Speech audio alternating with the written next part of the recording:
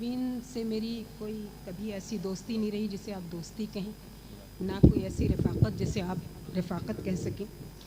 بس مجھ میں اور اس میں ایک قدر مشترک یہ ہے کہ ایک ہی قبیلے سے ہمارا تعلق ہے. مجھے بہت ہے یہ سادات عشق کی نسبت کہ یہ قبیلہ بھی کچھ ایسا کم نسب تو نہیں.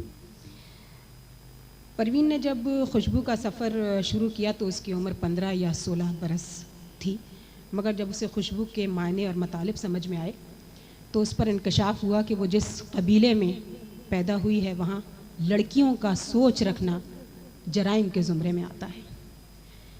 اس کی دلیری یہ تھی کہ اس نے یہ جرم کر ڈالا، اور نہ صرف خود کیا بلکہ اس کو سپرد قلم بھی کیا. اس نے خود کہا کہ سچائی کا سب سے بڑا المیہ یہ ہے کہ یہ جب اپنے وقت عصر کو پہنچ جاتی ہے تو فضا میں کون و مکان میں صرف ایک ہی پکار باقی رہ جاتی ہے، حل من ناصر ینصرنا. پروین کی شاعری کو میں بہت عرصے سے جو تبصرے تجزیے تقریبات میں جو اس پر بات ہوتی ہے وہ یہ ہوتی ہے کہ خوشبو کی سفیر تھی. اس نے خوشبو کے لہجے میں بات کی، اس نے دعا کے لہجے میں بات کی، اس نے محبت کی بات کی. دیکھنا اور چیز ہے اور محسوس کرنا اور چیز ہے. اس کا فیصلہ جب 20ویں صدی کی تاریخ لکھی جائے گی اردو ادب کی تو تب ہوگا کہ پروین کی شاعری میں ہم اس کو کہاں ہم کھڑا کرتے ہیں. میں تو ادب کی ایک طالب علم بھی نہیں ہوں، ایک قاری بھی پوری طرح نہیں کہہ سکتی، لیکن جو چیز محسوس کی جائے اس کا اظہار کر دینے میں ایسی کوئی برائی نہیں ہے. میں جب نے پروین کی پوری شاعری دیکھتی ہوں تو مجھے اس میں خوشبو کا لہجہ ضرور ہے، اس کے ہاں سبمیشن ہے، اس کے ہاں کنفیشن ہے، اس کے ہاں سرنڈر ہے، اور سرنڈر بڑی خوبصورت چیز ہے. عورت کا ہتھیار ڈالنا ہی دراصل اس کو سب سے زیادہ طاقتور بناتا ہے. لیکن مجھے پروین کی پوری شاعری میں چاروں طرف حل من ناصر ینصرنا نظر آتا ہے. ابھی جب میں وہاں بیٹھی ہوئی تھی تو فرمائشیں زیادہ تر آ رہی تھیں کہ لوگ مراد کو دیکھنا چاہتے ہیں. مراد مجھے اس وقت کہیں نظر نہیں آ رہا ہے، ابھی تو سامنے بیٹھے ہوئے تھے. کہاں ہے؟ وہ ہم سب کو دیکھ رہا ہے کہیں سے. اچھا اچھا، مراد چونکہ اس وقت شاید تھوڑی دیر کے لیے اٹھ کر کہیں باہر گئے ہیں. اسلام آباد سے جو معزز مہمان تشریف لائے ہیں ان کا تعارف ابھی کرا دیا ہے انیق نے بھی اور حفیظ بھائی نے بھی. کہتے ہیں کہ عورت بہت کم دوسری عورت کو پسند کرتی ہے، اس کی تعریف کرتی ہے، اس سے محبت کرتی ہے، لیکن جب کرتی ہے تو پھر ماں کی طرح کرتی ہے، ماں کی طرح اسے تحفظ دیتی ہے، ماں کی طرح محبت کرتی ہے. آج کے دور میں جو خود غرضی کا دور ہے، مطلب پرستی کا دور ہے، جس سے آپ کو کوئی مطلب ہوتا ہے اس کے ساتھ آپ تعلقات رکھتے ہیں، وہاں پروین قادر آغا کا جو پورا رویہ ہے، جو پورا احساس ہے، جو پروین کی زندگی میں بھی اور پروین کے جانے کے بعد ہمیں نظر آتا ہے، وہ ایک ماں کا ہے. پروین قادر صاحبہ کو میں ان سے گزارش کروں گی کہ وہ تشریف لائیں اسٹیج پر.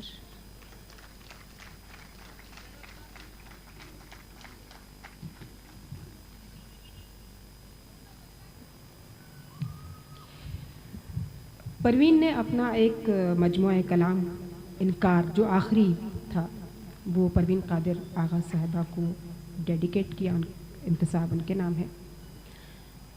اب پروین کی کل متاع حیات مراد کے لیے انہوں نے اپنی کتاب خود کلامی کو مراد کے نام سے ڈیڈیکیٹ کیا. مراد تیرے نام، ایک چھوٹی سی نظم جو مراد پر انہوں نے 4-5 نظمیں ہیں، لیکن اب مراد جس عمر میں ہے بہت خوبصورت مجھے لگی، بہت اچھی لگی.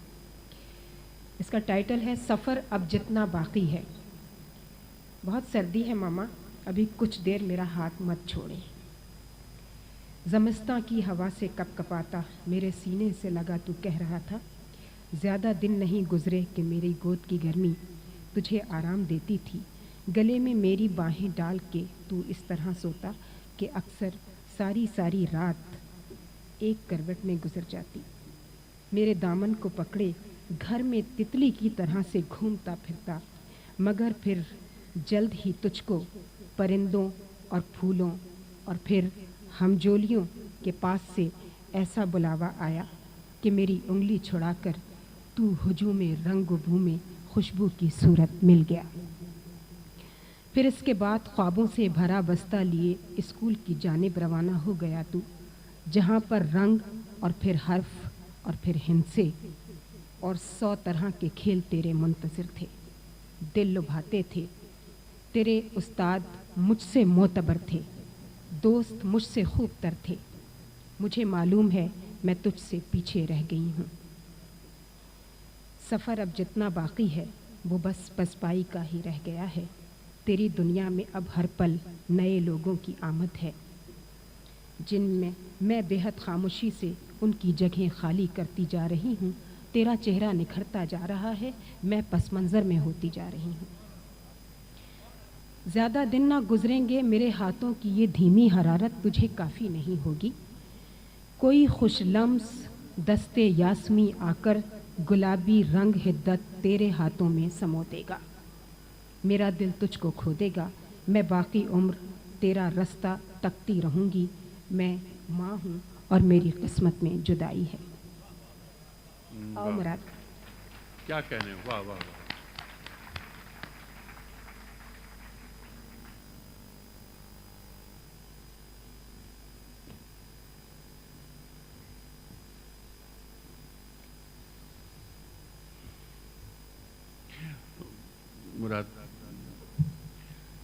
मुराद, सबसे पहले ये बताओ कि तुम मम्मी को क्या कहते थे, किस नाम से पुकारते? तो मामा कहता था। मामा मामा। कहते थे। अच्छा, जब मामा का इंतकाल हुआ तो उस वक्त तुम्हारी उम्र क्या होगी? उस वक्त 14 बरस थे।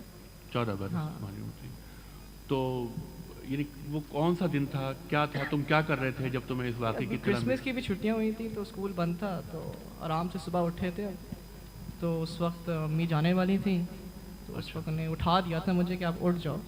अच्छा उठने के मेरा कोई मूड नहीं था, मगर उन्होंने मुझे उठा दिया था। अच्छा, तारीख क्या थी ये? 26 दिसंबर। 26 दिसंबर 1994। जी जी, अच्छा, ये सुबह का वक्त था। सुबह का वक्त था। अच्छा। 10 बजे थे शायद। अच्छा, ये तुम बताओ कि तुम घर में यानी मम्मी तुम्हारी इस कदर मसरूफ़, शायरी भी फिर नौकरी भी, तुम्हें वक्त देती थी? हाँ, मुझे काफ़ी वक्त देती थी। अच्छा, यानी क्या? ऑफिस से आती थी तो फिर सो जाती थी, मगर शाम में तो सारा टाइम मेरे साथ ही होती थी। अच्छा, मगर मतलब ये सबसे जो शायरी- मेन टाइम होता था वो खाने के वक्त, रात के खाने के वक्त। अच्छा अच्छा अच्छा अच्छा दुनिया के बारे में डिस्कशन हुआ करते थे। अच्छा, दुनिया जी, के जी। बारे में डिस्कशन हुआ करते थे। जी जी। अच्छा, तुम्हें वो क्या बनाना चाहती थी, उनकी क्या ख्वाब थे उनके तुम्हारे बारे में? वो मुझे डॉक्टर बनाना चाहती थी, न्यूरोसर्जन। अच्छा, अब तुम क्या बन के निकल रहे हो? मैं कंप्यूटर साइंटिस्ट बन के निकल रहा हूँ। कंप्यूटर साइंटिस्ट बन के निकल रहे हैं। जी। अच्छा अच्छा अच्छा। कोई दिलचस्प वाक़या ऐसा जो जिसकी याद यानी जो मामा से मंसूब हो, कोई ऐसी याद, कोई घर का वाक़या होता है ना कोई बहुत? घर के तो खैर छोड़ें, एक बड़े मज़े का था। अच्छा। वो जैसे आपने खुद का इतनी बिजी होती थी तो टाइम आपके ख्याल से कम देती होती, तो स्कूल में बड़े फंक्शन वगैरह हुआ करते थे और मुझे तो हिस्सा लेने में बड़ा मज़ा आता था। तो जब भी मैं उनसे मैं कहता कि आए, मैं फ़लाँ ड्रामे में हिस्से ले रहा हूँ या उसमें गाना गा रहा हूँ या कुछ कर रहा हूँ या क्या कर रहा हूँ, वो कभी नहीं आती थी। तो इस तरह एक और फंक्शन था, अच्छा तो मैं इस बार आउट ऑफ डिस्कस उनका कि बताया नहीं उनको, बस कहा कि एक है और मैं हिस्सा ले रहा हूँ। उनका अच्छा ठीक है। तो बड़ा ग्रेट ड्रामा था वो। आई थिंक मैं शायद क्लास 4 में था, तो मुझे तो लगा था कि जैसे हमेशा नहीं आती इसमें भी नहीं आएंगी, तो एज़ यूजुअल मैंने उसमें हिस्सा लिया, आराम से एक्टिंग वगैरह की। मगर जब इन द एंड जब मैं आया और जब सबके सामने आया तो देखा फ्रंट सीट मामा बैठी हुई थी, जो कि वो कभी नहीं होती थी। तो वो कभी ना हो सका दोबारा, ना हो सकता है। अच्छा अच्छा। हाँ। तो मतलब ये कि तुमने अदाकारी का आगाज़ क्लास अदाकारी 4 में- मेरा शौक नहीं है, ऐसे ही मैं करता था। मेरा ऐसे ही- शौक तो म्यूज़िक है। अच्छा, शौक तुम्हारा मौसीकी। म्यूजिक है? हाँ। यानी क्या गिटार वगैरह बजाते हो? Guitar, piano. अम्मी को भी मौसीकी से शौक था, मैं शायरी तो नहीं मिली, मौसीकी मिल गई उनसे। अच्छा, अम्मी तुम्हारी, तुम्हें अंदाज़ा है यकीनन होगा कि तुम्हारी अम्मी दुनिया उर्दू की मुमताज़ तरीन शायरा हैं, बिल्कुल। है ना? अंग्रेज़ी में उन्होंने मास्टर्स किया, लेकिन शायरी उर्दू में की। तुम अंग्रेज़ी पढ़ रहे हो, तो जो मम्मी की शायरी होती है, किताबें होती है, तुम्हारी समझ में आती है, पढ़ते हो उन्हें? मुझे बहुत कम आती, मुझे 2 ही समझ आते हैं। एक वो मेहंदी हसन ने उनकी गज़ल गाई हुई है, अच्छा, वो मुझे मेहंदी- बहुत पसंद है। यानी वो कूबकू फैल गई बात। बिल्कुल वही वाले। और दूसरा जो वाइट साइन चेहरा उनकी गज़ल गाई हुई है, अच्छा वो तो था। बहुत पसंद है मुझे। देखिए साहब, मेहदी हसन ने फैज साहब के बाद परवीन शाकिर पे करम किया। तो जब भी हमारे स्कूल में कोई होता है फंक्शन वगैरह गानों वाला, से मुझे बजाना होता है, तो स्टार्ट तो मैं चेहरे से ही करता हूँ। फेवरेट गाना है मेरा उनका। अच्छा। हाँ। अच्छा मुराद, परवीन की शख्सियत और उसकी शायरी को देख के जो एक चीज़ बहुत ज़्यादा नज़र आती है वो है खुददारी। उसमें सेल्फ रिस्पेक्ट बहुत थी। तुम्हें अंग्रेज़ी में भी कुछ बताना पड़ रहा जी है ना? बस। इज़्ज़त नफ्स जिसको कहते हैं। तो यकीनन वो कभी भी नहीं चाहती होंगी कि तुम उनको कैश करो, कि चूँकि तुम परवीन शाकिर के बेटे हो, लिहाजा जब तुम अपना फ्यूचर, तुम अपना करियर जो है वो प्लान करो, तो कहीं भी जाओ तो तुम्हें कोई ये ना कहे कि जी पर मुराद को इसलिए जॉब फलां जगह मिल गई कि वो परवीन शाकिर का बेटा है। क्या तुम ऐसा करना चाहोगे या तुम वैसे अपने ये है मेरिट कि पर? उनमें एक बात थी कि फ्यूचर के बारे में बड़ी बातें करती थी मुझसे। अच्छा। उन्होंने एक मुझे आखिरी आई थिंक 2-3 महीने पहले ऐसा कुछ कहा था हाँ। कि बेटा मैं ऐसा चाहती हूँ कि आगे ये ना हो कि लोग कहें कि देखो वो परवीन शाकिर का बेटा जा रहा है।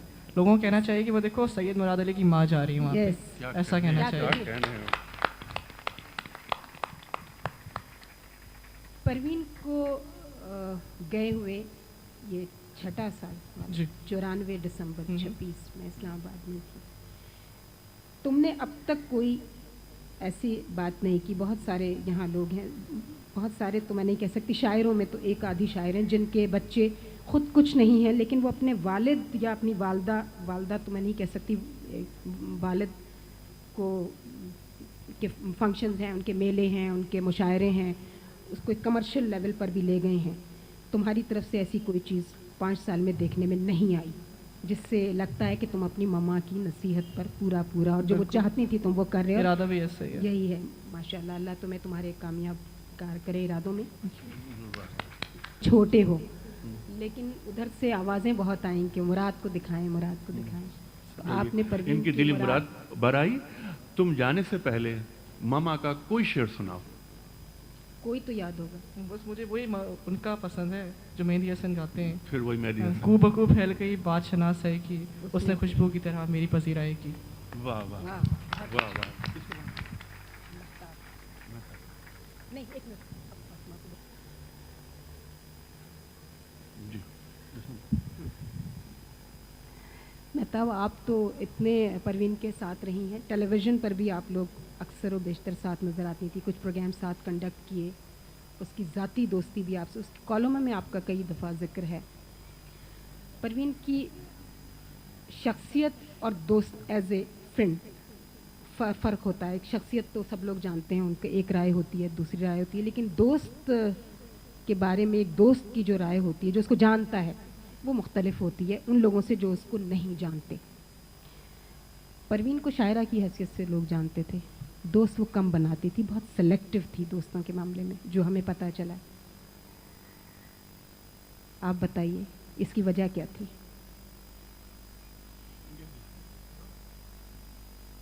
आप जी। ये आप ये स्विच ऑन करो। हाँ। शुक्रिया जी। ये तो आप मुझे बता रही हैं कि बहुत कम दोस्त बनाती थी। मुझे तो ऐसे लगता है कि हर दूसरा शख्स उसका दोस्त था। लेकिन जैसे परवीन आपा ने कहा कि she was a very private person, ये बिल्कुल सही है। मैं उनकी दोस्त थी, मुझे ये तो अंदाज़ा नहीं था कि उनके कम दोस्त हैं या कम बनाती हैं, लेकिन ये मुझे पता था कि वो मेरी दोस्त है, मैं उनकी दोस्त हूँ। दोस्ती के मयार तो कोई नहीं रखता है, दोस्ती बग़ैर किसी शर्त और शुरूत के होती है। तो न शर्त उसने रखी थी, न हमने उनसे कोई मांगी थी, हमारी दोस्ती तो ऐसी थी। मेहताब, कभी ऐसा हुआ कि जैसा कि आप करीब तरीन दोस्त परवीन की रहीं, कि परवीन ने कभी आपसे अपने ख्वाब शेयर किए हों, अपना आइडियल कोई कभी शेयर किया हो, अपने ज़ाती दुख बयान किए हों, नाकामियाँ, सरशारियाँ, वो तशनगी जो परवीन की ज़िंदगी में रही? महसूस ये होता है कि परवीन को एक रायगानी का एहसास परवीन के साथ चलता रहा। वो उसे क्या कोई पछतावा था? नहीं, मेरे ख्याल में से कोई पछतावा नहीं था। देखिए, ज़िंदगी में उतार चढ़ाव, दुख सुख सबके साथ होते हैं। ज़िंदगी में कुछ कामयाबियाँ नाकामियाँ अगर आप समझें तो होती हैं, और बहुत ज़ाती جو چیزیں ہوتی ہیں ان میں میرا خیال ہے کہ اچھا دوست اگر ہو تو وہ قریت کے کبھی نہیں پوچھتا. ٹھیک ہے. اور آپ کیا جس طرح سے پروین آپا نے کہا کہ اتنے قریب رہنے کے باوجود انہوں نے کبھی ان سے نہیں پوچھا کہ انہوں نے اپنا پروفیشن تک بھی کیوں چینج کیا. اسی طرح سے جب ہم ملتے تھے تو ہمارے پاس کچھ ہی گھنٹے ہوتے تھے. مطلب یوں کہ میں جب اسلام آباد جاتی تھی, مطلب میری اور پروین کی جو دوستی کی ابتدا ہوئی ہے وہ ہم نے ساتھ سفر کیا تھا. چین ہم ساتھ گئے تھے ایک ساتھ. اس سے پہلے جیسے اور بہت سارے لوگ ان کے شاعری کے مداح ہیں, پسند کرتے ہیں, میں بھی ان میں سے ایک تھی اور میرے لیے وہ بہت بڑی شاعرہ تھیں اور میں اس کو اس حوالے سے جانتی تھی. ٹیلی ویژن پہ ہم نے کوئی زیادہ پروگرام ساتھ نہیں کیے تھے. پروین اور میں نے صرف ایک پروگرام کیا تھا, ضیاء محی الدین کا انٹرویو ہم دونوں نے ساتھ کیا تھا. لیکن جب ہم نے ایک ساتھ ٹریول کیا, چین گئے تھے, ایک ڈیلیگیشن گیا تھا پاکستان سے ادیبوں کا, اس میں پروین, میں اور 3 اور حضرات تھے.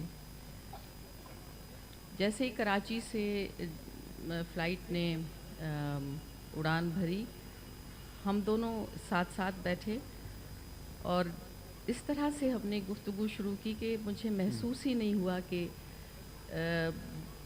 میں اس سے اتنی بے تکلفی سے آج بات کر رہی ہوں, یا میں اس کو اتنا زیادہ نہیں جانتی یا وہ مجھے زیادہ نہیں جانتی. وہ دن اور اس کے بعد باقی دن کبھی ایسے محسوس نہیں ہوا کہ ہم گہرے دوست نہیں ہیں یا دوستی نہیں ہے یا جان پہچان نہیں ہے. میں نے اس میں جو بہت ساری چیزیں دیکھی وہ یہ کہ بہت ہی وزادار قسم کی خاتون, انتہائی وزادار. بعض چیزوں میں اس کا اپنا ایک انداز ہوتا تھا جو بہت کم لوگوں میں, اور وہ ایسی ایسی چیزیں کرتی تھیں کہ آدمی حیران رہ جاتا. مثلا جب میں اسلام آباد جاتی تو یہ معمول ہو گیا تھا, میں میٹنگز میں جاتی تھی اور اکثر جاتی تھی, اور میرا طریقہ کار یہ تھا کہ میں صبح کی فلائٹ سے گئی, یہ جو صبح 7 بجے یہاں سے جاتی ہے اور شام 7 بجے, میں کوشش کرتی تھی کہ میں واپس آ جاؤں. تو اسلام آباد میں سوائے اس ڈپارٹمنٹ کے جس کو پتہ ہو کہ میری میٹنگ ہے, اگر کسی دوسرے شخص کو معلوم ہوتا تھا کہ میں اسلام آباد آ رہی ہوں تو وہ پروین ہوتی تھی. اس کو میں فون کر دیتی تھی کہ میں آ رہی ہوں, تو وہ صبح چاہے طوفان ہو, بارش ہو, کچھ ہو, وہ مجھے صبح 9 بجے کی فلائٹ پر لینے آتی تھی خود سے. بھائی ڈرائیور کو بھیج دو, کسی اور کو بھیج دو, نہیں, وہ خود ہوتی اور ٹارمک پر ہوتی تھی, سیڑھیوں کے نیچے کھڑی ہوتی تھی. اور میں جب سیڑھیوں سے اتری تو وہ نیچے کھڑی دونوں ہاتھ باندھ کے مجھے یوں دیکھ رہی ہوتی اور میں اس کو اوپر سے ہاتھ ہلاتی. تو میں اس کو کہتی تھی, پروین کیوں تم صبح اتنی سویرے اٹھ کے آتی ہو, سردی ہے, مطلب اکثر اگر سردیوں کا موسم اتنی سویرے کیوں آتی ہو تم؟ تو کہتی کیوں, تمہیں لینے آ رہی ہوں میں. تو اس کے بعد اگر میٹنگ سویرے ہے اور مجھے جانا ہے تو وہ مجھے وہاں ڈراپ کر دیتی, خود آفس چلی جاتی. طے یہ ہوتا تھا کہ دوپہر کا کھانا ساتھ کھانا ہے, اور دوپہر میں پھر وہ مجھے لینے آتی اسی جگہ سے. پھر یا تو ہم گھر چلے جاتے, ہم گیتو کا انتظار کرتے تھے, کبھی یہ ہمارے ساتھ کھانے میں شامل ہو جاتے, یا نہیں تو پھر ہم دونوں اکیلے کھاتے, یا کبھی اگر وہ بزی ہوتی, میٹنگس اس کی ہوتی یا پیچھے کوئی کام ہے تو کسی ہوٹل میں چلے جاتے. دوسرا جو میں نے اس میں چیز دیکھی کہ کھانے پر چاہے ہم 2 کیوں نہ ہوں, لیکن کھانے کی ٹیبل وہ بہت خوبصورتی سے سجاتی تھی. اچھی میزبان بھی تھی وہ. بہت, مطلب یہ مجھے اتنا تعجب ہوتا تھا کہ تکلف والا کوئی ہم میں سلسلہ نہیں تھا, رشتہ نہیں تھا, لیکن ٹیبل وہ بہت خوبصورتی سے سجاتی, بہت خوبصورت وہ کٹلری نکالتی. اچھا ویسے ایک بات یہ ہے, قطع کلام معاف ہو, اسلام آباد میں ٹیبلز بڑی خوبصورتی سے ویسی سجائی جاتی ہیں. جی آپ پتہ نہیں کون سے ٹیبلز کی بات کر رہی ہوں, میں تو اپنی دوست کی ٹیبل کی بات کر رہی ہوں. اچھا مہتاب وہ کہتے ہیں کہ گواہ بنانے چاہیے. پروین کا ایک شعر بھی ہے کہ گواہی کیسے ٹوٹتی, معاملہ خدا کا تھا, میرا اور اس کا ساتھ ہاتھ اور دعا کا تھا. پروین میں اور آپ میں ایک اور قدر مشترک ہے جس کی میں گواہ ہوں. آپ کو بھی میں نہیں جانتی تھی, پہلے صرف ٹیلی ویژن پہ آپ کو دیکھتی تھی. پھر ایک وزیر اطلاعات صاحب کو میں نے کچھ کہہ دیا تھا اسٹیج پہ ایک دفعہ بڑے مجمع میں, تو آپ نے فوراً اسمیل کر لیا کہ اب اس کی نوکری تو گئی سو گئی. تو دوسرے دن مجھے جو پہلا فون آیا صبح صبح دفتر میں, وہ مہتاب راشدین نئی سیکٹری کلچر ہو کر آئی تھیں, اور انہوں نے مجھے फ़ोन करके पूछा कि तुम घबराना नहीं, कोई परेशानी की बात नहीं है, मैं बीवी से बात कर लूँगी अगर ये वहाँ से मैंने वो एक एहसान है। और कहते हैं कि अपने मोहसिन को कभी, इसी तरह परवीन के साथ भी मुझ पर एक हादसा गुजरा इस्लामाबाद में। तो मैं नहीं जानती थी परवीन को 10 साल से, बल्कि मेरा उसका एक छोटी सी लव एंड हेट की रिलेशनशिप भी रही है। तो मुझे जो पहला फ़ोन आया अखबार में हमले की खबर सुनकर, कातिलाना हमले की, वो परवीन का था। मैं बड़ी हैरान रह गई। और ये अक्टूबर का वाक़या है, दिसंबर में वो चली गई। तो मैं अभी उस कैफियत में थी कि परवीन क्या चीज़ है। ये आप दोनों में एक कदर मुश्तरक थी। बहुत सारे लोग आपको ज़ाती तौर पे जो नहीं जानते, आपका हवाला टेलीविज़न की कॉम्पेयर, या अब एक सिविल सर्वेंट का, उनका हवाला शायरी था या सिविल सर्वेंट का था। मुझे ये बताइए, परवीन जो ख्वाब देखती थी वो कभी कभी उसकी ज़बान पे आ जाते थे दोस्तों के सामने, करीबी दोस्तों के सामने? देखिए, जहाँ तक उसकी एक शायरा की हैसियत थी और जो ख्वाब या जो कुछ उसका तस्वुर था, या वो तो लफ्ज़ों की सूरत में आ जाता। आप यकीन नहीं करेंगे, कभी मैंने उसको ये नहीं कहा कि तुम मुझे अपनी कोई नज़म सुनाओ या मुझे आप शेर सुनाओ, कभी नहीं। इतना हम साथ रहते थे, मैंने कभी उससे ये फरमाइश नहीं की। यहाँ तक कि हमने इतना सफ़र किया, चीन में हम 15-20 दिन रहे, कभी नहीं, क्योंकि वो इतनी अच्छी गुफ्तगू करती थी, उसमें हिस्से मिज़ाह इतनी थी, और इतना हम लोगों ने वो 15 दिन जो हम साथ रहे थे और हमने जो एंजॉय किया था और जिस तरह से हम घूमे थे फिरे थे वहाँ, ये सब चीज़ें, ये जो तस्वुर की और उसकी बातें, वो नहीं ठीक। ज़िंदगी की कुछ जो तल्ख़ हकीकतें होती हैं उसका ज़िक्र कभी न कभी किसी सूरत हो जाता था, लेकिन इस तरह नहीं कि मैंने ये सोचा। अपने बच्चे के लिए वो बहुत कुछ सोचती थी, वो बात भी हो जाती, लेकिन उसका भी कोई इस तरह से नहीं कि वो बैठ के फ़लसफ़ियाना अंदाज़ में बताए। She felt concern about him, उसकी एक्टिविटीज़, उसके सिलसिले में कहाँ वो जा रहा है, किसके पास जा रहा है, ये सारी चीज़ें। लेकिन कभी भी जैसे माँओं की आदत होती है बढ़ा चढ़ा के अपने बच्चों को बताना करना, वो भी वो नहीं करती थी। उसका बच्चा था और वो उसके लिए बहुत काफ़ी था। लेकिन ये कहना कि जी मेरा बच्चा, जैसे माएँ कहती हैं आओ आओ बेटे पोइट्री सुनाओ आंटी को, आके ये कर दो और वो कर दो, या ये बताए कि इसने ये ग्रेड लिया है या इतना अच्छा पढ़ रहा है, कभी नहीं, नेवर। मतलब वो, मेरा ख्याल ये है कि वो छोटी छोटी खुशियाँ भी वो अपने पास रखती थी, और मेरे ख्याल में बहुत कम ये हुआ कि उसने इस तरह की बातें किसी के साथ शेयर की। अच्छा मेहताब, परवीन की वालिदा ने आपको एक मैसेज दिया है इस तकरीब के हवाले से, आप वो हमारे जो यहाँ हाज़रीन सामीन मौजूद जी बिल्कुल, परवीन की वालिदा हम सब के लिए बहुत मोहतरम है, मुझे बहुत प्यार करती हैं। उनकी बहन ने भी आप लोगों के लिए बहुत दुआएं भेजी हैं और उनकी वालिदा ने ये पैगाम भेजा है, मैं चाहूँगी मैं पढ़ के सुना दूँ।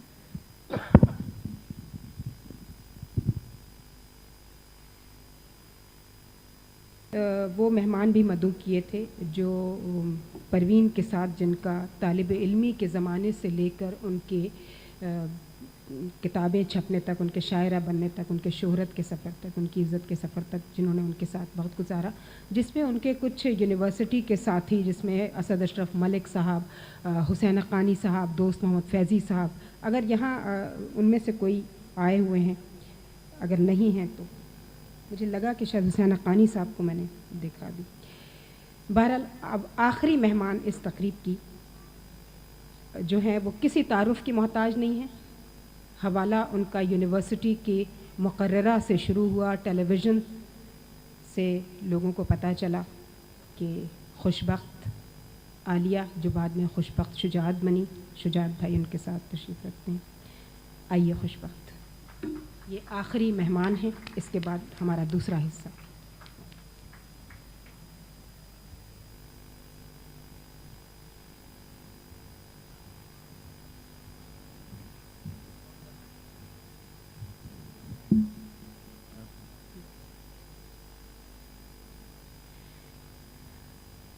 खुशबख्त, आप इतना साथ रही हैं परवीन के कि यहाँ जितने लोग भी हैं उसमें आप और इफ्तिखार आरिफ, बल्कि इफ्तिखार आरिफ साहब तो टेलीविज़न पर जब वो आई उससे पहले यूनिवर्सिटी में आप उनके साथ।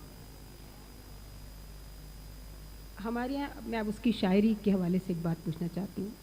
उम्मन ख़वातीन जो हैं उनके लिए ये कहा गया कि वो बद्दुआ और कोसने और वो दे डालती हैं जब चोट पड़ती है तो, लेकिन हमने मर्द शायरों को भी देखा। बचपन में एक गाना सुनते थे, खुदा करे तेरा रंगी शबाब छिन जाए और तू रोए रात की तन्हाइयों में उठ उठ कर, تجھے قرار نہ آئے قرار کو ترسے وغیرہ وغیرہ.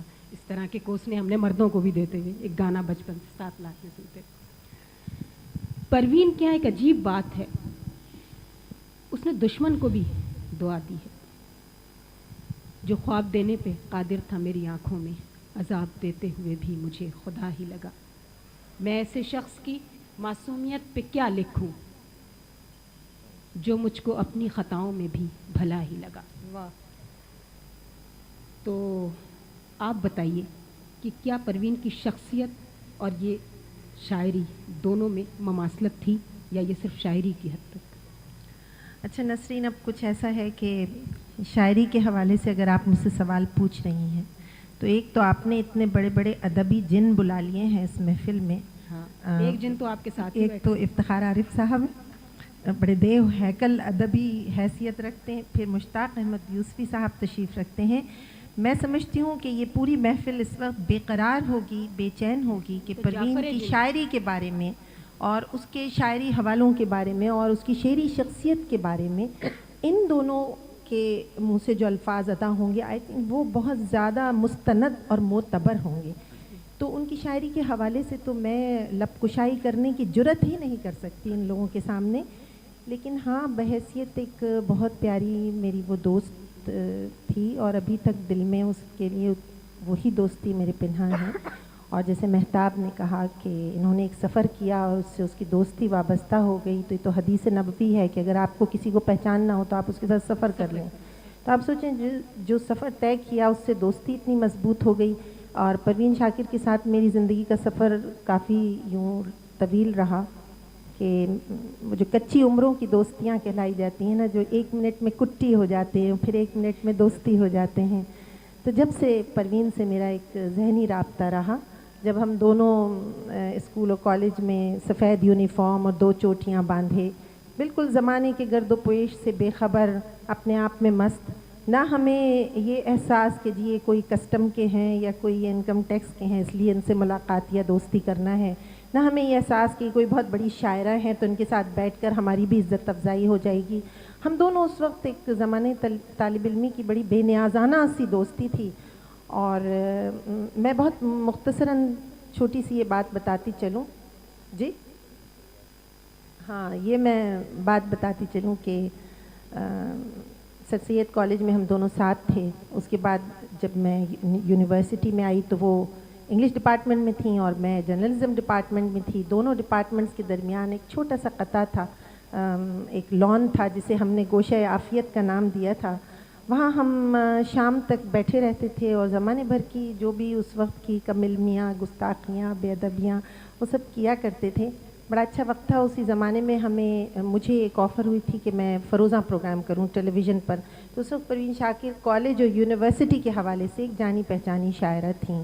تو جب وہ پروگرام ہم نے شروع کیا, پہلا پروگرام محسن علی صاحب اس کے پروڈیوسر تھے, تو پہلی نگاہ انتخاب پروین شاکر کی طرف اٹھی کہ پرانی اور نئی نسل کی نمائندہ 2, ایک تو خاتون بلائی تھی بیگم امجد علی صاحب, شاید بیگم احمد علی, اور پروین شاکر کو نئی نسل کی طالبہ کے طور پر بلایا تھا. تو بیگم احمد علی جو تھیں وہ بہت ہی زیادہ نالاں تھیں نئی نسل سے اور وہ چتھڑے اڑا رہی تھیں نئی نسل کے. تو جب بالکل حالات بے قابو ہو گئے تو ہم نے پروین کو بلایا اور اس وقت ان سے یہ کہا کہ 2 منٹ کے اندر ہم آپ کو ایک مصرعے طرح دیتے ہیں, اس پہ 4-5 مصرعے جڑ دیں. اور وہ تھا کہ اگلے وقتوں کے ہیں یہ لوگ, انہیں کچھ نہ کہو. اور آپ یقین کیجئے کہ 2 منٹ کے اندر پروین نے وہ 6 مصرعے ایسے چسپاں کیے, ایسے چست کیے اس محفل پر کہ جس وقت پروگرام آن ایئر گیا ہے تو پورے پاکستان میں ایک داد و تحسین تھی, اور وہ داد و تحسین آج تک پروین کے نام سے جاری ہے. ایک داد و تحسین کی مستحق آپ بھی ٹھہریں جب آپ نے فروزاں, جس کا آپ نے حوالہ دیا, اس میں آپ نے محمد علی اداکار کے چیتڑ اڑا دیے. ہاں, وہ اب ان چتھڑوں کا آپ اس وقت کیا ذکر کر رہے ہیں, بہت پرانے ہو گئے. یہ میں نے اصل میں سینٹر سے بال لی تھی, اب ڈی میں آیا ہوں. جی, مگر شاید محمد علی نے ابھی تک BA نہیں کیا. خوشبخت میرا سوال یہ تھا کہ آپ بہت خوش گفتار اور بہت زیادہ بولنے والی, بہت اچھا بولنے والی, پروین ادبی اعتکاف میں رہنے والی, کم گفتار, کم گو. آپ کے درمیان لیکن بے پناہ دوستی، یہ دوستی کا جو دوستی گوندھی گئی، اس کی بنیادی آپ کیمیا. کو حیرت ہوگی کہ پروین کے بارے میں عام تاثر ہے کہ وہ کم گو، لیکن وہ کم گو نہیں تھی. ایک تو اس کا سینس آف ہیومر بڑا زبردست تھا. محفل میں دوستوں کے درمیان اس کا بیٹھنا ایک بہت خوبصورت محفل کی علامت ہوتی تھی. میں آپ کو ایک چھوٹی سی مثال دیتی ہوں. اسی پروگرام میں، جس پروگرام کا میں ذکر کر رہی ہوں، پروین آئیں تو ان کا میک اپ ہونا تھا، جو کہ میک اپ آرٹسٹ کرتے ہیں. تو کمال الدین صاحب ان کا میک اپ کر رہے تھے. جب میک اپ کمپلیٹ ہونے پر آیا تو انہوں نے کچھ اور لگانا شروع کیا. تو پروین نے پوچھا کہ بھائی اب یہ کیا آپ لگا رہے ہیں؟ تو انہوں نے کہا کہ بلشر لگا رہا ہوں. پروین نے کہا کچھ تو آپ ہم پر بھی چھوڑ دیجئے. اب یہ چھوٹے چھوٹے فقرے، اتنی معصوم سی بات وہ کہہ جاتی تھی نہیں، گفتگو یہ کے تو دوران. افتخار عارف کی صحبت کا اثر ہے. اچھا، یہ میرے خیال سے اس کی اپنی شخصیت کے اندر تھی یہ یقیناً وہ بات. تو ایک بہت ذہین، پڑھی لکھی اور بامطالعہ خاتون تھی وہ. آپ نے اور پروین نے بہت اچھا وقت گزارا. بعض دوستیاں ایسی دوستیاں ہوتی ہیں جس میں کچھ کمزوریاں بھی سامنے آتی ہیں. پروین کی کوئی ایسی شخصی کمزوری ایسی جو آپ کو بری لگتی ہو اس کے خلوص میں، اس سے محبت کرنے میں، کہ یار پروین کی کیا ہے یہ، تم کیوں اس کو اتنا ایسا فیل ہمیں اکثر اس سے کہتی تھی کہ تم معاف مت کر دیا کرو. اچھا. وہ دوستوں کو دوستوں کی طرح لیتی تھی. اور اگر کوئی ایسی بھی، جیسے ابھی آپ نے اشعار پڑھے کہ دشمن کو بھی معاف کر دینا، تو یہ اس کی شخصیت کا ایک بہت بڑا حصہ تھا. کہیں کہیں اس کی وجہ سے وہ پرابلم بھی اٹھاتی تھی، لیکن میرے خیال سے دل میں کینہ نہیں رکھتی تھی وہ. واہ واہ. یہ کئی اس کی سب دشمن سے تو بڑی اس کے اچھائی. اندر سرطان بن کے اترے ہوئے تھے. دشمن ہے اور ساتھ لیکن وہ رہے، معاف جان کر کی دیتی طرح. تھی، مجھ پہ بظاہر اتر نہیں، گیا. حقیقتاً معاف کر دیتی تھی. یہ اس کا کمال تھا. واہ واہ واہ. بہت اچھی. جی میں تو پروین سے پہلی دفعہ آپ ہی کے گھر ملاقات، 4 مہینے میں ان کی طالب علم رہی عبداللہ کالج میں. اس کے بعد میری ان سے دوسری ملاقات ٹیلی ویژن پر میک اپ روم میں، اور تیسری ملاقات آپ کے گھر میں ہوئی جب آپ نے کہا مجھے وہ ڈراپ کر دیں گاڑی میں. جی. تو وہ اس دوران سارا وقت خاموش بیٹھی رہی. یا تو شاید ان کو شک تھا میرے آئی کیو یا مینٹل لیول پر کہ میں یہ گفتگو کے لائق بھی ہے یا نہیں. ہاں، پہلے وہ پہچاننے کی کوشش کرتی تھی، پھر بات کرتی کرتی تھی. بالکل، یہ اس کی اچھی عادت تھی. بہت اچھی بات. اور جب پہچان جاتی تھی تو پھر وہ اپنے دوست کا دامن کبھی نہیں چھوڑتی تھی. ایگزیکٹلی. دوست بھاگ جاتے تھے لیکن وہ نہیں بھاگتی تھی کبھی میدان چھوڑ کر. یہ کمال تھا اس کا. خوشبہ، کوئی پروین کا خوبصورت سا شعر سنائیے. میرے خیال سے پروین کے اشعار بہت سے پڑھے گئے اور ہر طرف چہار طرف. میرے خیال سے یہ شعر میں تھوڑا سا درست کر دوں. اپنی رسوائی تیرے نام کا چرچا دیکھوں، ایک ذرا شعر کہوں اور میں کیا کیا دیکھوں. یہ اصل میں صرف پروین ہی نہیں، ہمارے کئی اساتذہ کا کلام اگر آپ ٹرکوں اور بسوں پر ملاحظہ کریں، خاص طور پہ ایک بہت خوبصورت شعر تھا وہ اجالے اپنی یادوں کے ہمارے ساتھ. اس کو جس طرح میں نے بس پہ پڑھا، اس کے بعد پروین شاکر کو جب میں نے پہلی دفعہ ٹیلی ویژن پر انٹروڈیوس کیا تھا تو اس وقت میں نے ان سے کہا پروین ایک شعر ہے، تھوڑا سا ہلکا لگ رہا ہے، بہت زیادہ کچھ رنگین سا بھی ہے، لیکن میرا دل چاہ رہا ہے میں تمہارے لیے یہ شعر پڑھ دوں. کہنے لگی سناؤ. میں نے سنایا. رنگ خوشبو صبا، چاند تارے کرن، پھول شبنم شفق آب جو چاندنی، تیری رنگی جوانی کی تصویر میں حسن فطرت کی ہر چیز کام آ گئی. کہنے لگی چلے گا بلکہ دوڑے گا. اور وہی کہہ کے میں نے اسے بلایا تھا. بہت خوبصورت لگ رہی تھی، ہمیشہ خوبصورت لگتی تھی. بہت خوبصورت شاعرہ، بہت پیاری دوست، بہت ہی اچھی خاتون اور بہت پیاری شاعرہ. میرے خیال سے اب آپ ان بڑوں کو بلائیں تاکہ وہ ان کے بارے میں ذرا بڑی بڑی باتیں کریں تو ہمارے بھی ذہنوں میں کچھ زیادہ روشنی آئے گی. مگر پروین نے تو کہا تھا کہ میری جو شاعری ہے وہ کچی عمروں کے لیے. ہاں وہ تھی لیکن جب تک کہ وہ آخری دنوں تک پہنچی ہے تو یقیناً ماہ تمام ہو چکی تھی. بہت اچھے. واہ تھینک واہ یو، واہ. بہت شکریہ. واہ واہ.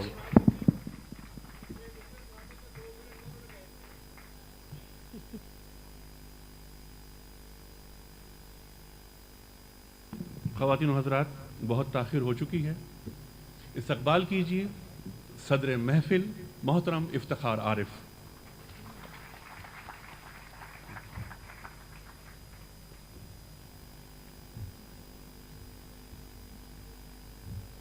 بسم اللہ الرحمن الرحیم. الحمدللہ والسلام علی عبادہ الذین اصطفیٰ. جناب ماجد صاحب، برادرم حفیظ میمن صاحب، محترم و مکرم گرامی مرتبہ جناب مشتاق احمد یوسفی صاحب، پروین بہن، مہتاب، خوشبخت، دونوں میزبان خواتین حضرات، جب یہ پروگرام شروع ہو رہا تھا تو مجھے ایسا لگتا تھا کہ تھوڑی دیر کے بعد مجھے اپنے دونوں میزبانوں سے آداب میزبانی کے حوالے سے کچھ گفتگو کرنی پڑے گی، لیکن میں نے دیکھا کہ پروگرام تاخیر سے شروع ہونے کے باوجود خوش اسلوبی سے اس منزل تک پہنچا جہاں اسے آخر آنا تھا۔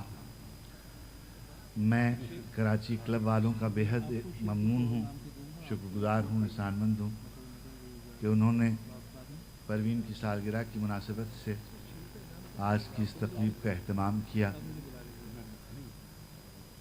جب پروین رخصت ہوئیں اس کے بعد سے پروین قادر آغا جو ہماری بہن اور ہماری بے حد عزیز بہن، اور ان کے شوہر جو ہمارے بے حد عزیز دوست ہیں افضال آغا صاحب، ہر سال بہت محنت سے ایک تقریب کا اہتمام کرتے ہیں، اس کی کتابوں کا بندوبست، اس پر انعامات کا بندوبست، اس پر ریسرچ کا کام، اس پر کتابوں کا سلسلہ، جو باہر کے اسکالرز پاکستانی شاعری پر اور بالخصوص پروین پہ کام کر رہے ہیں، ان کے لیے مواد کی فراہمی کا سلسلہ، جو ہمارا پروین قادر آغا ٹرسٹ، پروین شاکر ٹرسٹ بنایا ہے، اس میں ہم سب لوگ یہاں سے خوشبخت، مہتاب، امجد، مظہر، احمد ندیم قاسمی صاحب اور بشارت قادر صاحب، ہم لوگ،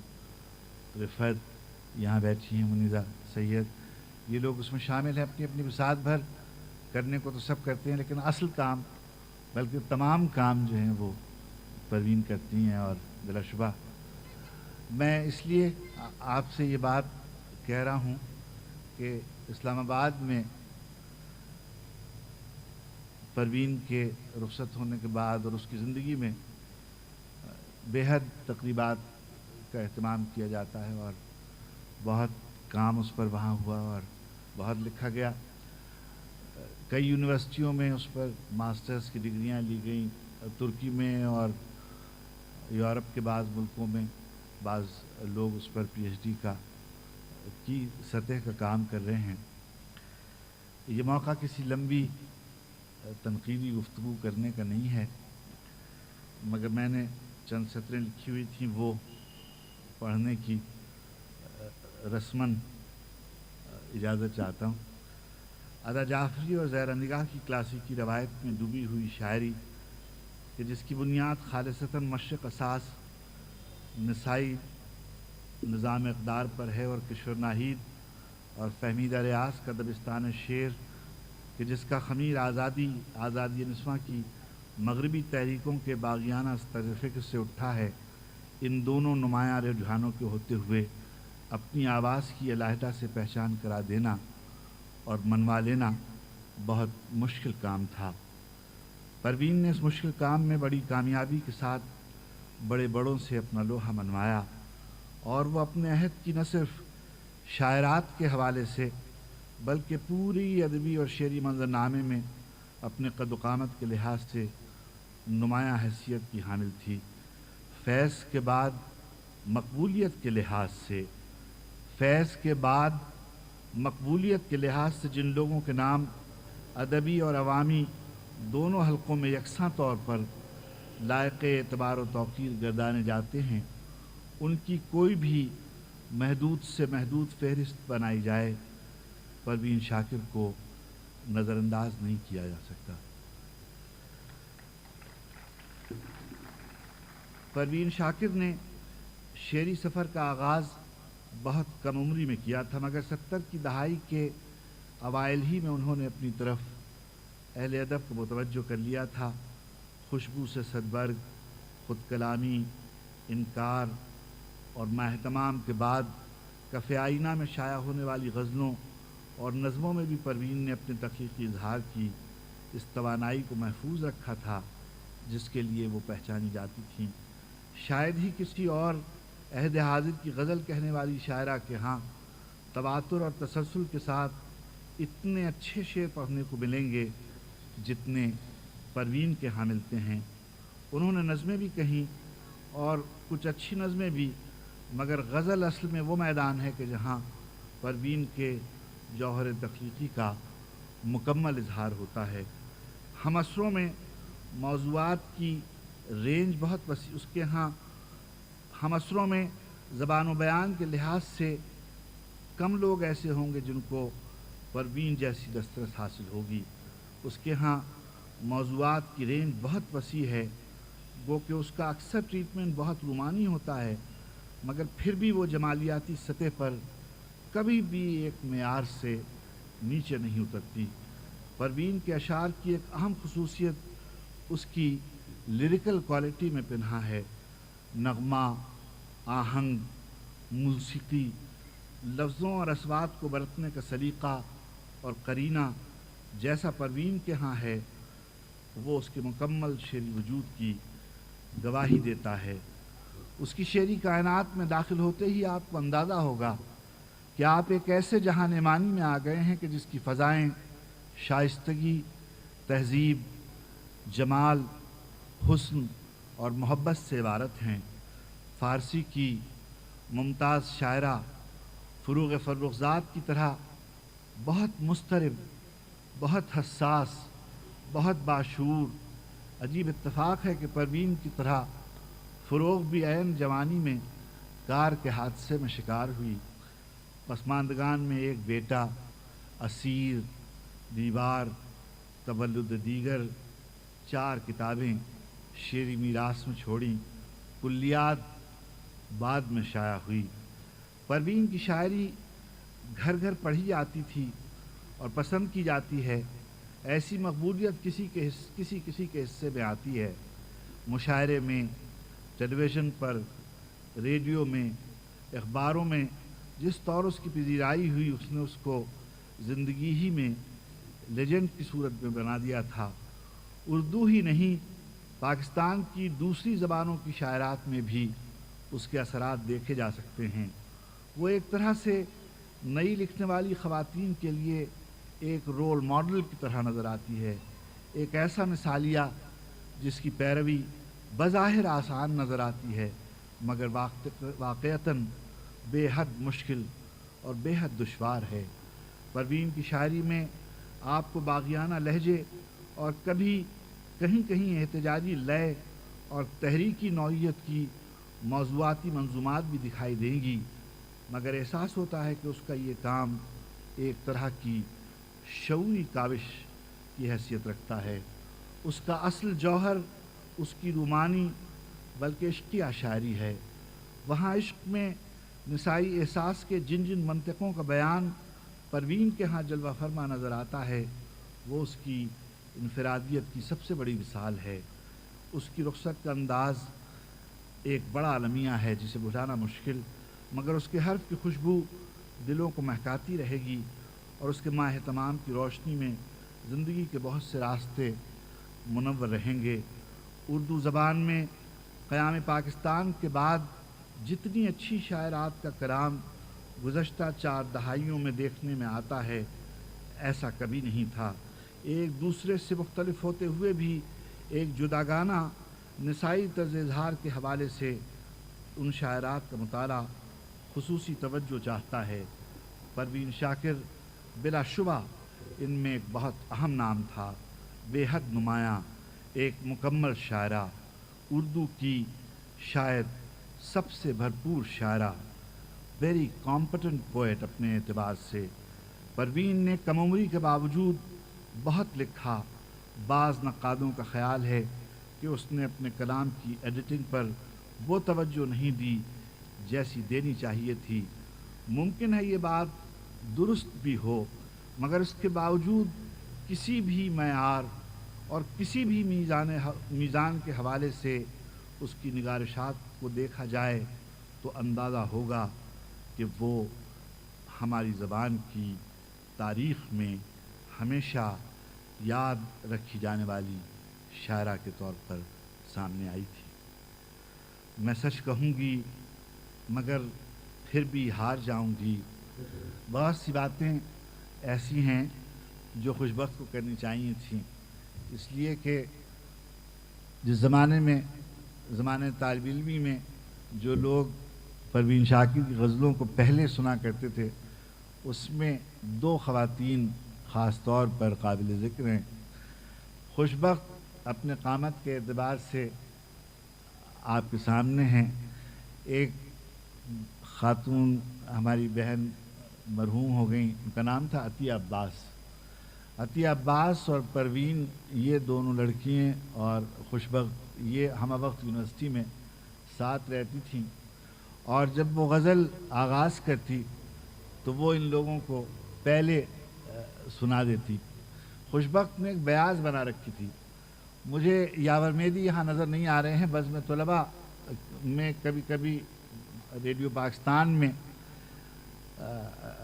उनको देखने का इत्तेफाक होता था, और ज़माने तालिब इल्मी ही से वो अल्लाह ने उसको ऐसी शोहरत और ऐसी इज़्ज़त अता की थी।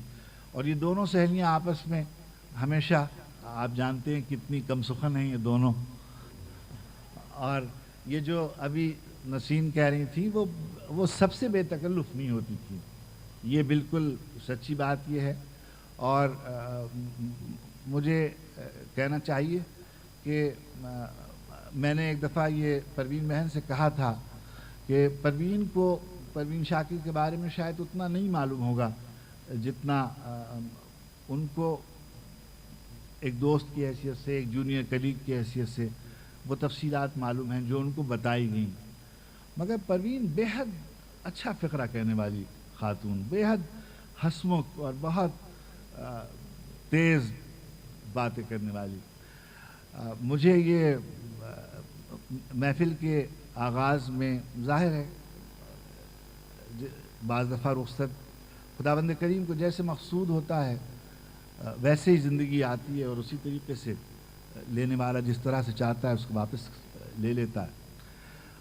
पाकिस्तान में जब वो इस्लामाबाद गई हैं, उसके बाद से शायद पूरी दुनिया में अगर किसी पर उन्होंने भरोसा किया तो वो एक ज़ात थी, वो परवीन कादिर आगा की ज़ात थी। मैं समझता हूँ, आप यकीन कीजिएगा कि ज़िंदगी के बहुत से मरहले ऐसे होते हैं, बहुत सी बातों का जवाब मैंने अनीक मियाँ से गुजारिश की, और मैं बेहद एहसानमंद हूँ उनका और नसरीन का कि उन्होंने मेरी बात मान ली और मेरा मान रखा। मैं बेहद एहसानमंद हूँ।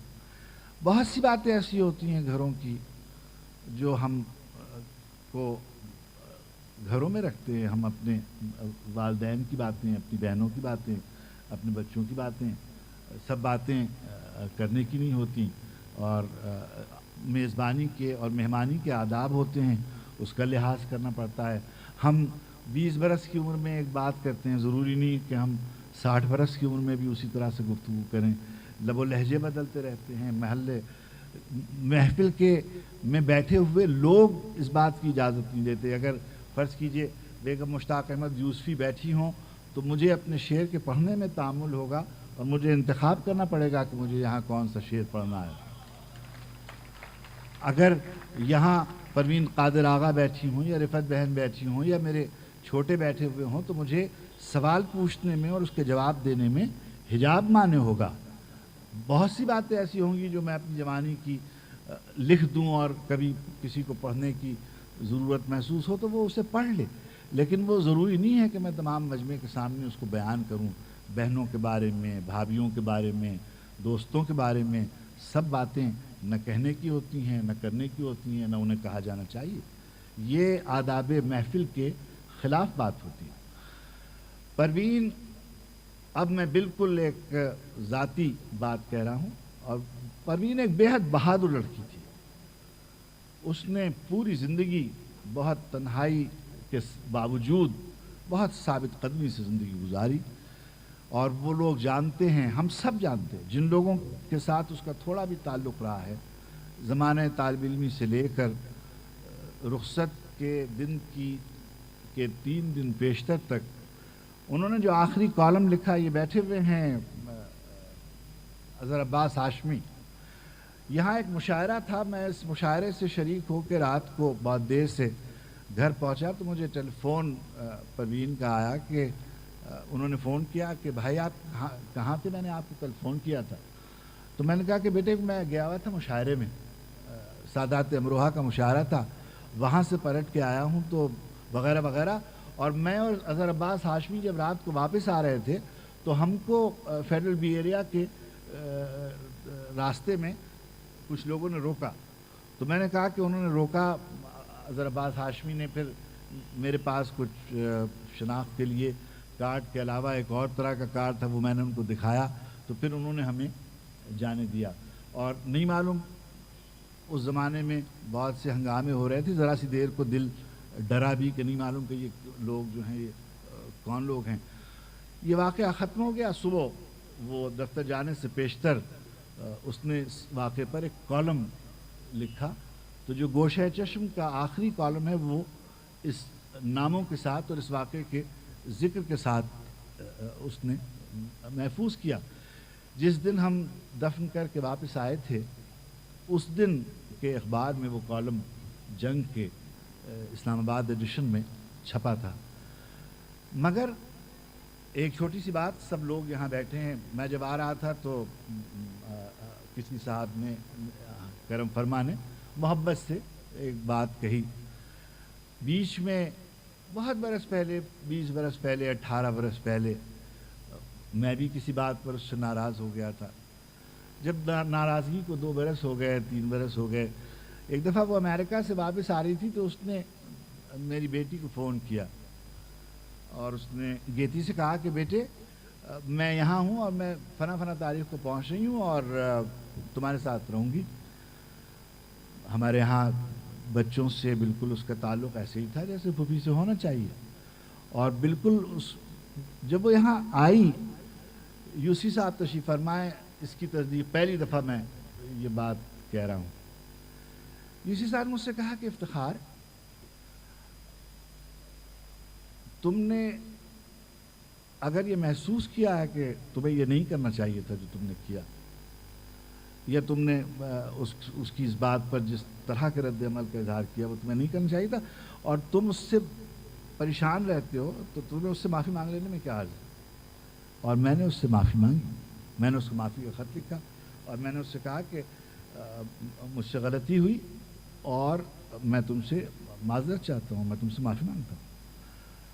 میں صرف یہ کہنا چاہتا ہوں کہ کیسی عجیب بات ہے، میں جس سڑک پر میرا دفتر ہے، جو لوگ اسلام آباد جاتے ہیں، یوسی صاحب ابھی آج خوشبخت اور شجاعت یہ دونوں وہاں تھے، مہتاب آتی رہتی ہیں، پروین بہن آتی ہیں، ان کو معلوم ہے، رفت جا چکی ہیں، اظہر جا چکے ہیں. تو جہاں میں بیٹھتا ہوں اسی سڑک پر قبرستان ہے. اس قبرستان کی میرے کمرے کی، میری میز کی جو سامنے والی کھڑکی ہے وہ اس رخ پہ کھلتی ہے جہاں سے پوری قطار ہے. اس قطار میں جوش ملیح آبادی سے شروع ہوتی ہے. وہ قطار جوش صاحب کی قبر ہے، اس کے بعد ذرا سا آگے قدرت اللہ شہاب صاحب کی قبر ہے، اس سے ذرا اور آگے جائیے ممتاز مفتی صاحب کی قبر ہے، اس سے اور آگے جائیے پروین کی قبر ہے، اور پرسوں 3-4 دن پیشتر اس میں ایک اور قبر کا اضافہ ہو گیا، الطاف گوہر صاحب کی قبر ہے. اب یہ جو روز آپ یہاں بیٹھے ہیں جن کو یاد آ جاتا ہوگا انہیں یاد آ جاتا ہوگا. ہم جب کبھی وہاں جاتے ہیں عید پر یا بقرعید پر یا سالگرہوں پر یا اس کی برسی پر اعزاء کے ساتھ، دوستوں کے ساتھ، تو جو ذاتی یادیں ان سب کی ایک جداگانہ اہمیت ہوتی ہے، وہ سب کے ساتھ شیئر نہیں کی جا سکتی. متیس نے ایک بات یہ کہی تھی کہ جو دنیا کے بڑے پینٹرز میں اس کا شمار ہوتا ہے، the piece of art should be discussed not the artist. ہمارا کام یہ نہیں ہے کہ ہم تخلیق کار کے بارے میں بات کریں، ہمیں چاہیے کہ ہم تخلیق کے بارے میں بات کریں، جو اس کی شاعری ہے اس کے بارے میں بات کریں.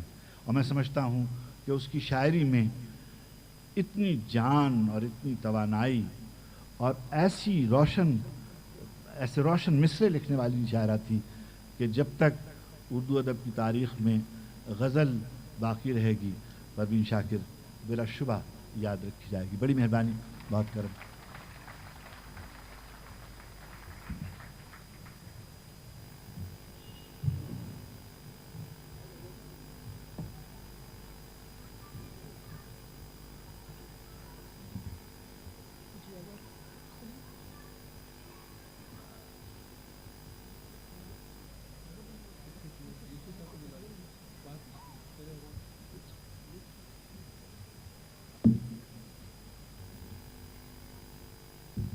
صاحب صدر کے بعد کچھ کہنا تقاریب کے پروٹوکول اور ڈیکورم کے سخت خلاف ہے, لیکن یہاں جو صاحب صدر تشریف رکھتے ہیں ان سے پرسوں یوسفی صاحب نے کہا کہ ان کا مجھ پر کچھ حق ہے, اور وہ مجھ سے اتنی محبت ضرور کرتے ہیں کہ مجھے ایک چھوٹی سی بات کرنے کی اجازت ضرور دیں گے, چونکہ اس کے بعد یوسفی صاحب جن کا پورا مجمع منتظر ہوگا وہ یہاں تشریف لائیں گے اور دینے کے لیے.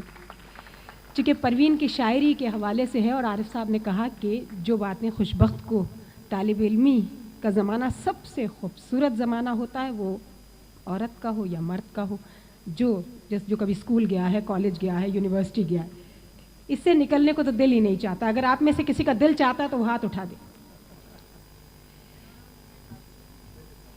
پروین کی ساری شاعری مجھے تو جب نے شروع میں نے کہا تھا کہ حل میں ناصر ینصر نہ لگتی ہے, لیکن خوشبو کی جو شروع کی شاعری ہے وہ طالب علمی کے زمانے کی شاعری, اور اس میں بہت خوبصورت باتیں بھی ہیں جس میں کوئی معیوب بات نہیں ہے جو ہم سب کے سامنے کر سکتے ہیں.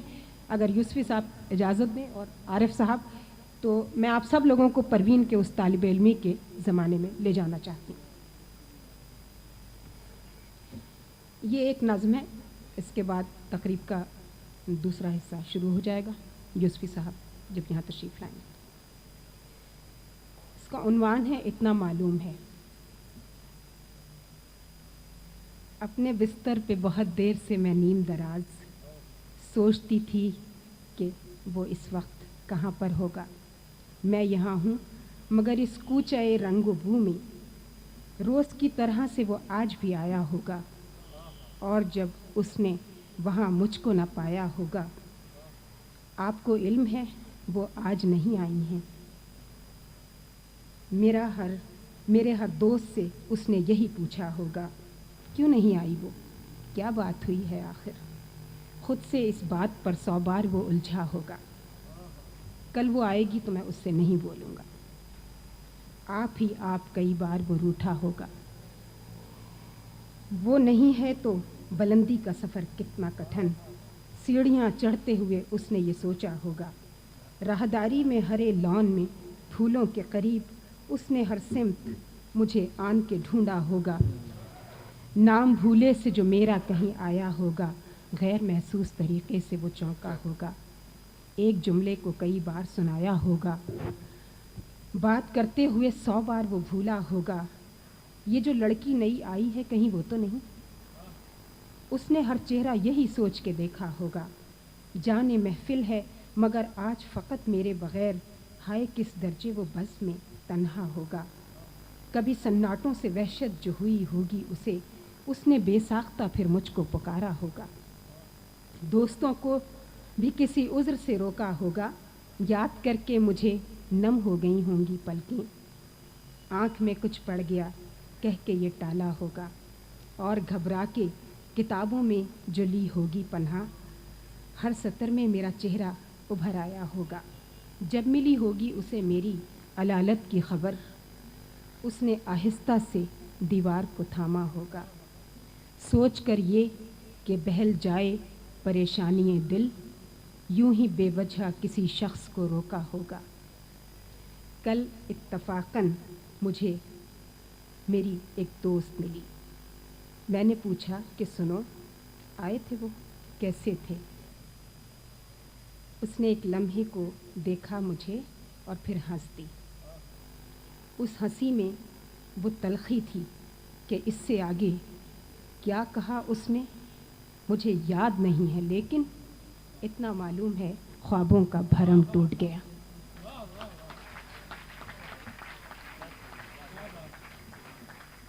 یوسفی صاحب کے سامنے تو ٹھہرنا بھی گناہ ہے۔ پلیز سر تشریف لائیے، چونکہ آپ کے ہاتھوں سے ہمیں یہاں پروین شاکر یادگاری شیلڈز بھی وصول کرنی ہے، ہمارے مہمان جو آئے ہیں ان کو بھی، اور سب کی خواہش ہے کبھی آپ سمجھیں کہ میں بہانہ کر کے دل میرا چاہ رہا ہے اور سب کے نام سے کہہ رہی ہوں، آپ پروین کے لیے کچھ کہیں۔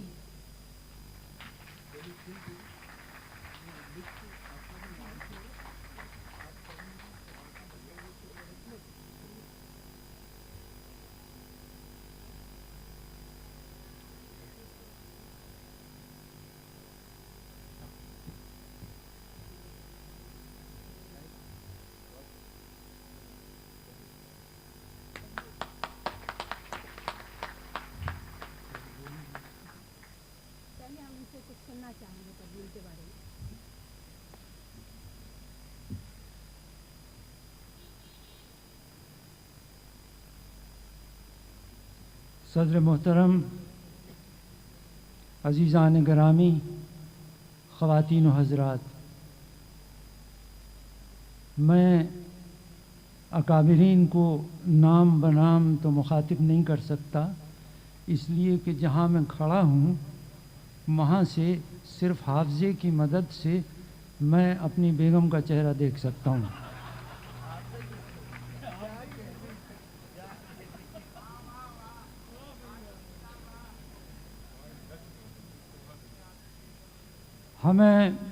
ہم سب کو ادبی کمیٹی کا شکر گزار ہونا چاہیے کہ چاند دکھنے سے 2 دن پہلے شب بیداری کا سما اور سامان پیدا کر دیا ہے۔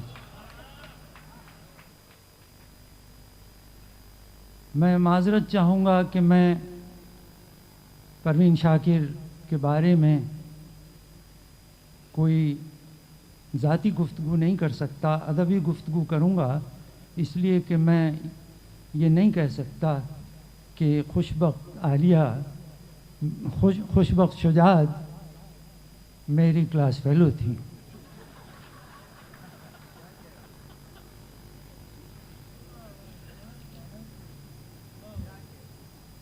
اراکین ادبی کمیٹی و منتظمین نے بڑی چھان پھٹک کے بعد ایسے اکابرین کی فہرست بنائی جو نہایت فصیح و بلیغ تقریر کر سکتے ہیں اور جن کی خدمت میں بطور نشان سپاس کلب کی خوبصورت شیلڈز پیش کر کے خود کلب کے اعزاز میں اضافہ کیا جا سکتا ہے۔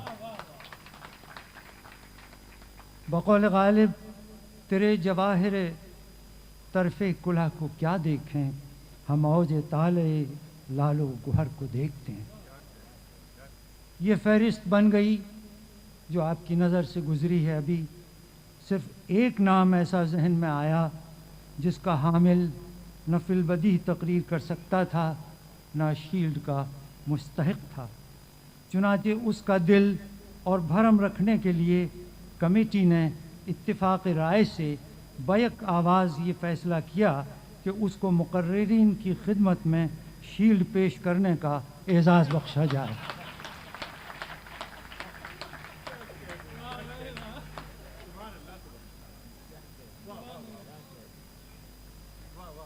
جب سے احباب کو معلوم ہوا ہے کہ میں تقریر کرنے سے گھبراتا ہوں، ان کی فرمائشوں اور میری خفتوں میں بے تحاشا اضافہ ہو گیا ہے۔ ادھر یہ حالت کہ کبھی فی البدیہہ یعنی منہ زبانی تقریر کرنے کے لیے بدخواہوں کے پرزور اصرار پر کھڑا کر دیا جاتا ہوں تو زبان اور ٹانگیں لڑکھڑانے لگتی ہیں۔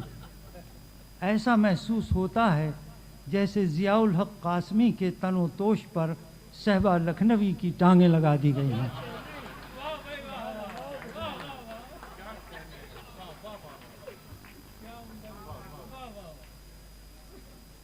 यूं भी सदर मोहतरम जनाब इफ्तिखार आरिफ के खुतबा सदारत के बाद तकरीर करना ऐसा ही है जैसे मेहमान अजीज़ को आम खिलाने के बाद पपीता खाने पर मजबूर किया जाए।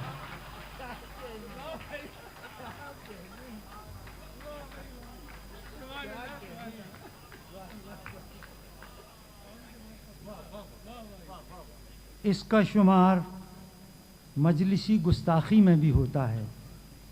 इफ्तिखार आरिफ साहब की शान में ऐसी ही चंद मुअद्दबाना गुस्ताखियों की दाद 2 माह कबल इस्लामाबाद की एक तकरीब में पा चुका हूँ जो उनके एजाज़ में थी, और जहाँ जनरल मुइन हैदर, जिन्हें मैं वज़ीर दाखिला और सफ़ीर बराए फ़रोग़ अदब कहता हूँ, बहैसियत मेहमान ख़ुसूसी रौनक अफरोज़ थे।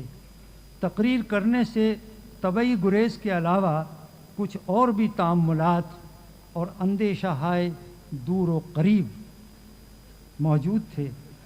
चुनांचे मैंने अर्ज़ किया कि मुझे इस्लामाबाद आने में बहुत तामुल होता है, क्योंकि इस्लामाबाद जन्नत का नमूना है।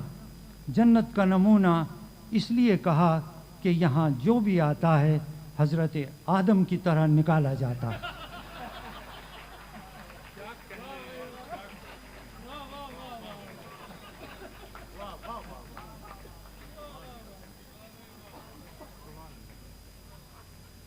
रहा सदर मोहतरम के साथ गुस्ताखी का मामला, तो यूँ ये ज़बानी तो मुझे पीरो मुर्शद कहते हैं अपना। इनसे सन 66 में जब मुलाकात हुई तो ये मेरे पैर छूते थे। इसके बाद फिर ये मेरे टखने छूने लगे।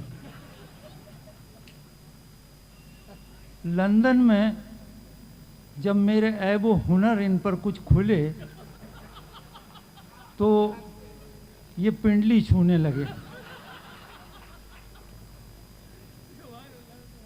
अब जब ऐब व हुनर कुछ और खुले तो ये घुटने छू रहे हैं। ऊपर की तरफ इनका सफ़र जारी है।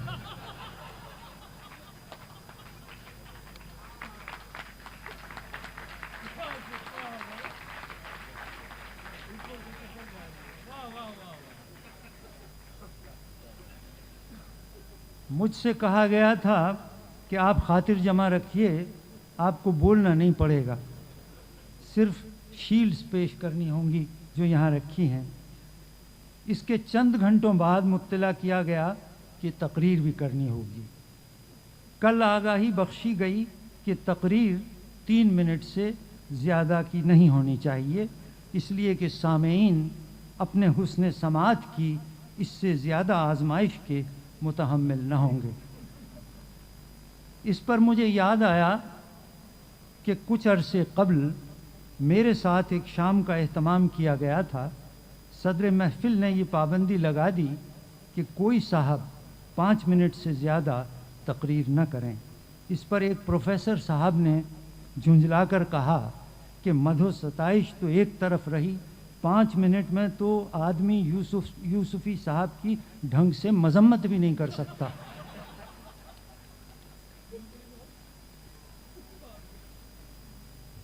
फहमीदा रियाज, किश्वर नाहिद और परवीन शाकिर ने जिस जुरत मर्दाना और निसाई हुनरमंदी से बाज़ अदबी इनहिबिशंस और टैबूज़ को तोड़ा, वो लायक़े सताइश हैं। गज़ल में चंद निस्वानी अलामतें डाल देने से निसाई दबिस्तान शायरी की बिना डालनी इतनी ही आसान, बेज़रर और दिलचस्प है जितना कि मर्दों का बेगमाती ज़बान में रेख्ती कहना। मेरा इशारा शेर में आंचल, काजल, मेहंदी, बंद खिड़की, नकाब, बाल, 4 दीवारी, इंस्टेंट आंसू वगैरह की तरफ है। कच्ची उम्रों की लड़कियों اور پکی عمر اور پکے ہوئے بالوں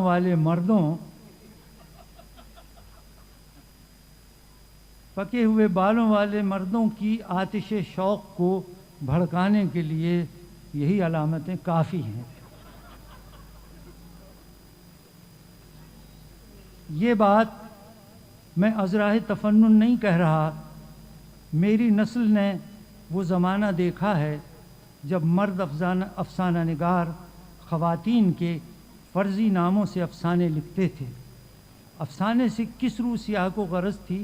فقط زنانے نام ہی سے آتش شوق ایسی بھڑکتی تھی کہ اگلے افسانے تک بجھائے نہیں بجھتی تھی۔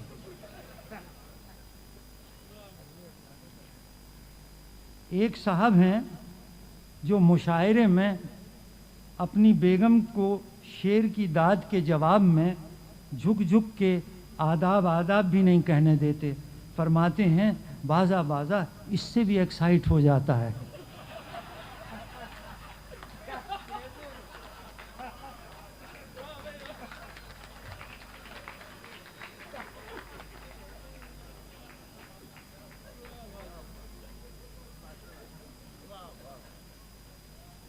شاعرات اور خواتین افسانہ نگار بھی قلمی پردہ کرتی تھیں۔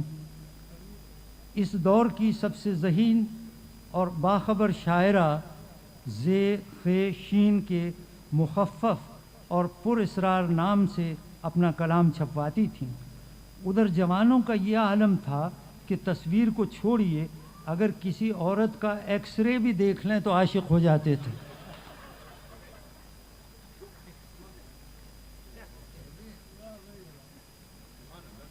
مجاز لکھنوی کا شعر آپ نے سنا ہوگا، موت بھی اس لیے گوارا ہے، موت آتا نہیں ہے آتی ہے۔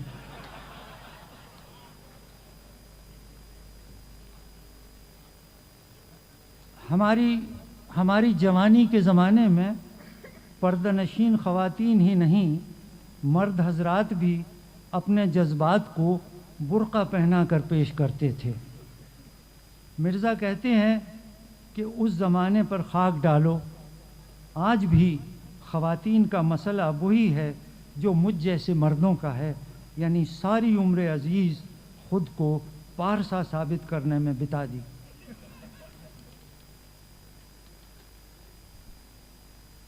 اس سماجی پس منظر اور ادبی تناظر میں پروین شاکر کی انفرادیت، بے باک راست گوئی اور شائستہ حیات لہجے کو دیکھا جائے تو ان کے ادبی مقام و مرتبے کا تعین کرنے میں آسانی ہوگی۔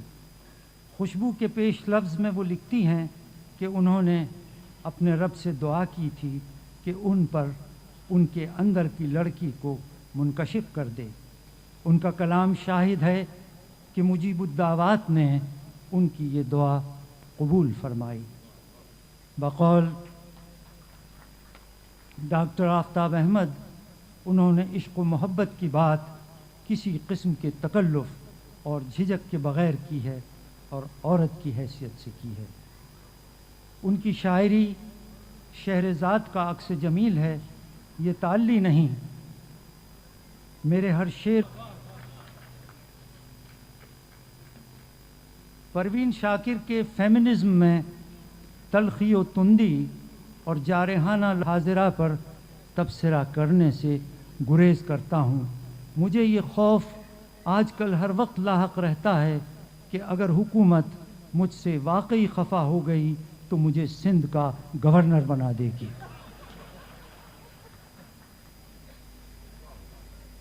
تفنن برطرف، کہنا صرف اتنا تھا کہ پروین شاکر نے کہنے کی باتیں کہنے کی طرح کہی ہیں۔